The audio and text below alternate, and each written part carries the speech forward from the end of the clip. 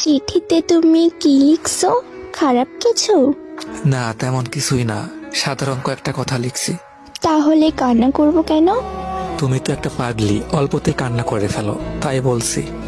আচ্ছা যাই হোক, রেহানা, তুমি কি জানো আমার সবচেয়ে বেশি মন খারাপ কখন হয়? কখন? তোমার চোখের পানি দেখলে। খারাপ কিছু যে কান্না করব? ঠিক আছে, কান্না করব না। হাসান, তোমার কি মন খারাপ?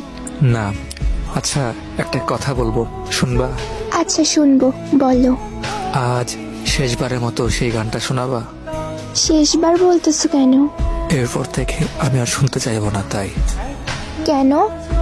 আরে আজকের পর থেকে রেগুলার তুমি নতুন নতুন একটা করে গান শোনাবা।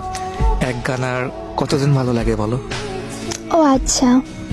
হ্যাঁ, আর শোনো, কখনোই মন খারাপ করবা না, ঠিক আছে? মন খারাপ করব কেন? না, এমনিতেই আর কি বললাম।